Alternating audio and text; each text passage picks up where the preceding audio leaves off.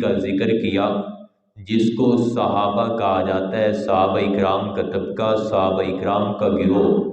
صحابی اس شخص کو کہتے ہیں، اللہ رب العزت نے جتنے بھی انبیاء اور جتنے بھی رسول بھیجے، ہر نبی کو، ہر رسول کو کم یا زیادہ کچھ ساتھی عطا کیے، ان ساتھیوں کو صحابی کے نام سے یاد کیا جاتا ہے۔ تو اسی قاعدے کے تحت جناب محمد رسول اللہ صلی اللہ علیہ وسلم کو بھی اللہ رب العزت نے 1.25 لاکھ کے قریب صحابہ عطا کیے۔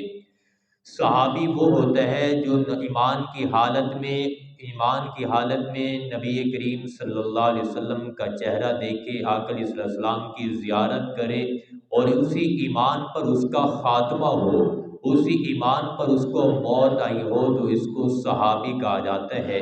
پھر آگے صحابی کا جو چہرہ دیکھے، صحابی کی جو زیارت کرے ایمان کی حالت میں، پھر اس کو موت بھی ایمان کی حالت کے اندر آئی ہو تو اس کو تابعی کہا جاتا ہے۔ پھر اگر تابعی کی کوئی زیارت ایمان کی حالت کے اندر کرے اور اسی ایمان پر اس کا خاتمہ ہو تو اس کو تبع تابعی کہا جاتا ہے۔ شریعت مطہرہ کے اندر اور احادیث مبارکہ کے اندر ان تینوں گروہوں کی تعریف کی گئی۔ ان کے زمانے کو خیر القرون کہا گیا، ان کے زمانے کو مقدس اور اچھا زمانہ کہا گیا کہ صحابہ اکرام یہ دین کا خلاصہ ہے۔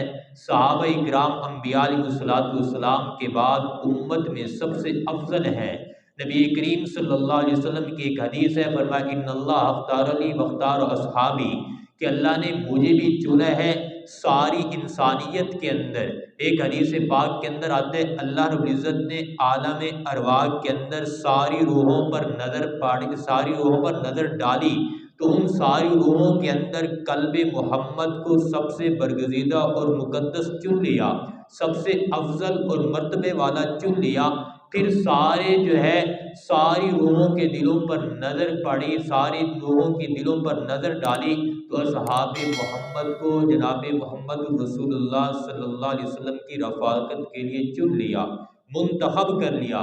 اس لیے نبی کریم صلی اللہ علیہ وسلم نے فرمایا کہ میرے صحابہ کو اللہ نے چنا ہے، مجھے بھی چنا ہے، میرا بھی انتخاب کیا ہے، میرے صحابہ کا بھی انتخاب کیا ہے کہ اللہ نے ایک ایک ساتھی، ایک ایک صحابی نبی کریم صلی اللہ علیہ وسلم کو چن چن کے دیا ہے، جو ساری انسانیت کے اندر، ساری مخلوق کے اندر انبیاء کے بعد جو نبی کریم صلی اللہ علیہ وسلم کے سب سے زیادہ مناسب تھے، سب سے زیادہ لائق تھے اور آقا علیہ السلام کی رفاقت کے مستحق تھے، لائق تھے، تو اللہ نے ان کو نبی کریم صلی اللہ علیہ وسلم کا ساتھی بنا دیا، آپ کی صحبت کے لیے منتخب کر لیا، آپ کی صحبت کے لیے چن لیا۔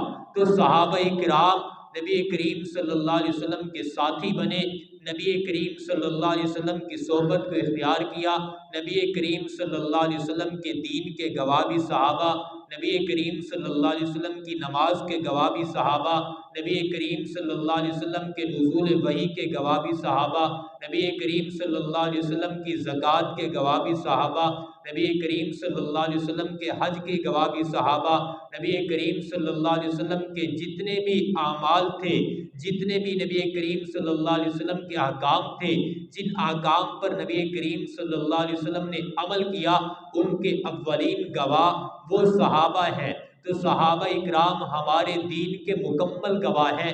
جو دین ہم تک پہنچا ہے یہ صحابہ اکرام کے واسطے سے پہنچا ہے، یہ جو نماز ہم تک پہنچی ہے صحابہ اکرام کے واسطے سے پہنچی ہے، یہ جو دین ہم تک پہنچا ہے حدیث مبارکہ، قرآن مجید، جو کچھ بھی دین کا جتنا بھی حصہ ہم تک پہنچا ہے یہ سارا کا سارا صحابہ اکرام کے واسطے سے پہنچا ہے، کیونکہ اس وقت صحابہ اکرام کے علاوہ کوئی بھی نہیں تھا جو نبی کریم صلی اللہ علیہ وسلم کی نماز کو دیکھنے والا تھا، نبی کریم صلی اللہ علیہ وسلم کے اعمال کو دیکھنے والا تھا، نبی کریم صلی اللہ علیہ وسلم کے نزول وحی کے زمانے کو، نزول وحی کو دیکھنے والے صرف اور صرف صحابہ اکرام تھے۔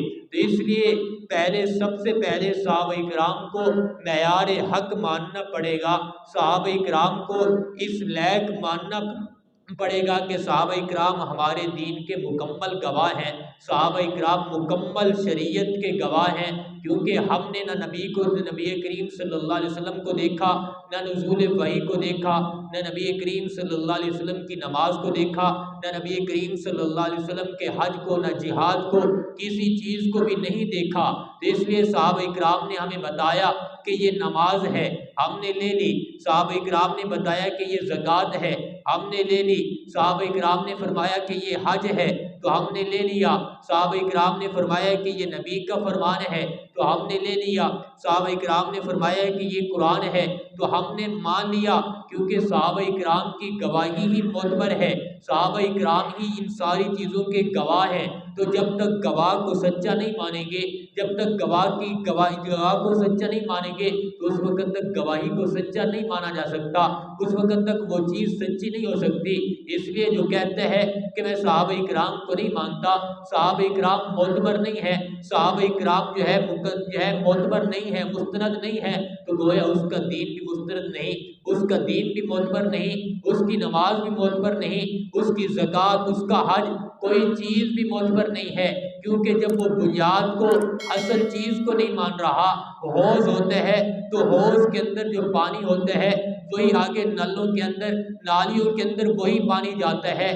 तो अगर हौज़ के अंदर पानी साफ होगा, हौज़ के अंदर पानी अच्छा होगा, तो वही पानी नालियों के अंदर साफ जाएगा। अगर हौज़ के अंदर ही पानी गंदा होगा, तो वो नालियों के अंदर कभी भी साफ पानी नहीं जा सकता।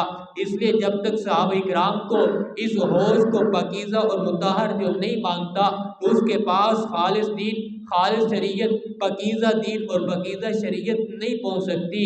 जो शख्स ये कहता है कि सहाबा इकराम मोतबर नहीं है, कि सहाबा इकराम पर किसी गंदगी का इल्ज़ाम लगाते हैं, तो अपने दीन को गंदा करते हैं, वो अपने मज़हब को गंदा करते हैं। कि जब हौज़ को गंदा कर रहा है, तो नालियों के अंदर पानी कभी भी ठीक नहीं आ सकता। इसलिए सहाबा इकराम को मेयार हक मानना पड़ेगा कि सहाबा इकराम मेयार हक हैं और हमारी सारी मुकम्मल शरीयत के, मुकम्मल दीन के गवाह हैं। जब तक हम इस बात को नहीं मानते, हमारे पास न शरीयत है, न हमारे पास दीन है, कुछ भी नहीं है। सहाबा इकराम को अल्लाह ने बड़ा मकाम और बड़ा मर्तबा अता फरमाया है। सहाबा इकराम के मुताल्लिक अल्लाह रब्बुल इज़्ज़त ने इरशाद फरमाया कि अगर तुम ईमान लाना चाहते हो, तो इन जैसा ईमान ले आओ जैसे ये सहाबा ईमान ले आए। इन जैसा ईमान ले आओगे तो तुम्हारा ईमान मोतबर होगा, तुम्हारा ईमान काबिल कबूल होगा। सहाबा इकराम के ईमान को अल्लाह ने कसौटी करार दे दिया, मेयार करार दे दिया कि अगर इन जैसा ईमान नहीं होगा, तो फिर ईमान भी काबिल कबूल नहीं होगा। वो ईमान मोतबर नहीं होगा जो सहाबा के ईमान से नहीं मिलता होगा, जो सहाबा के अक़ैद से नहीं मिलता होगा, वो ईमान भी काबिल कबूल नहीं होगा। इसलिए सहाबा इकराम मेयार हक हैं, दीन के अव्वलीन गवाह हैं। तो सहाबा इकराम को मेयार हक मानना पड़ेगा। सहाबा इकराम के बारे में जिसने भी कोई भी गलत लफ्ज़ कहे, सहाबा इकराम के बारे में जब अल्लाह ने फरमाया कि इन जैसा ईमान ले आओ, तो मुनाफिकीन कहने लगे हम इन जैसा ईमान ले आए जैसे ये बेवकूफ़ ईमान लेकर आए। क्या हम इन जैसा ईमान ले आए जैसे ये बेवकूफ़ ईमान लेके आए हैं? नऊज़ बिल्लाह। अल्लाह ने क्या फरमाया, अला इन्नहुम हुमुस सुफ़हाउ वलाकिन ला यअलमून। हकीकत में यही बेवकूफ़ है, यही पागल है जो मेरे सहाबा को, मेरे नबी के सहाबा को बेवकूफ़ कह रहे हैं। हकीकत के अंदर यही बेवकूफ़ है, मेरे नबी के सहाबा बेवकूफ़ नहीं है। नबी करीम सल्लल्लाहु अलैहि वसल्लम के सहाबा के बारे में जब मुनाफिकीन ने कहा, मुनाफिकीन की आदत थी कि जब सहाबा इकराम के पास आते थे, तो सहाबा इकराम को कहते थे कि हम तुम्हारे साथ हैं, हम ईमान ले आए हैं, हम तुम्हारे साथ हैं। वइज़ा लक़ुल लज़ीना आमनू क़ालू आमन्ना वइज़ा ख़लऊ इला शयातीन